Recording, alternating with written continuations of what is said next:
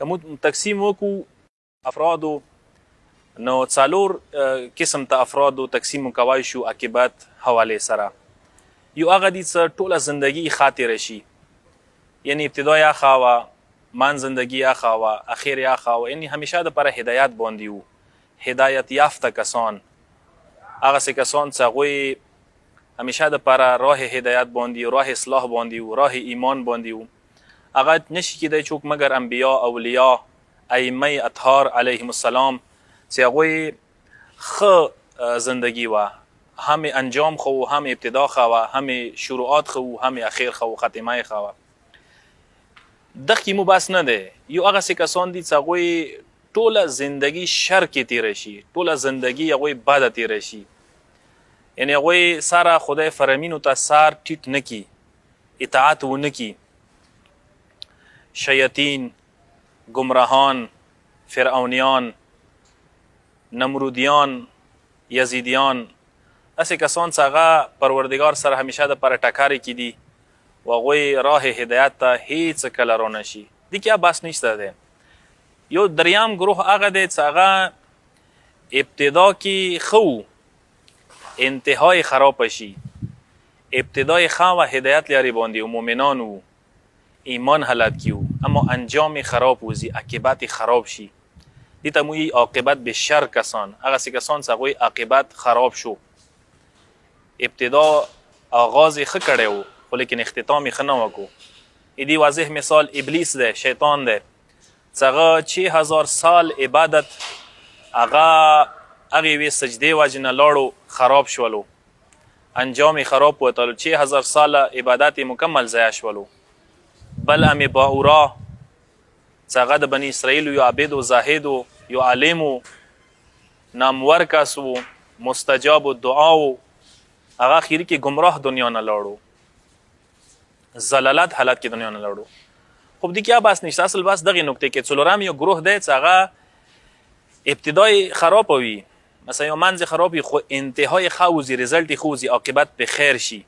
یا ابتدای ښه وي، مثلا گناه څه نه څه وسوه شي خو عاقبت به خیر وګرځېږي، انجام یې ښه وي، رزلټ یې ښه وځي.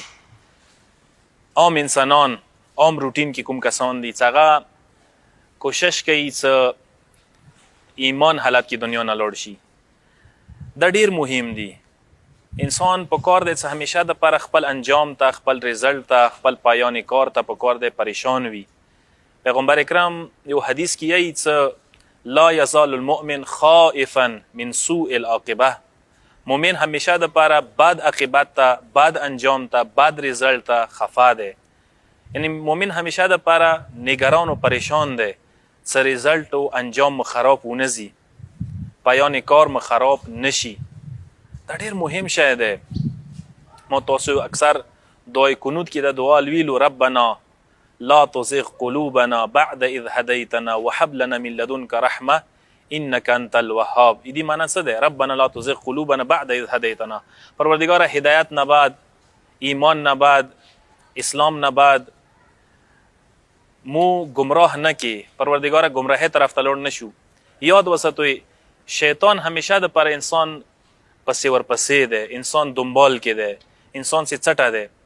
یعنی تا لحظه مرگ پوری تا شیطان نه پرېږدي، مرگ پوری شیطان تا گمراهی کوشش کوي، هغه اندغ کوشش کوي چې کامیاب شي، چې هغه تا گمراه دنیا نه بوزي.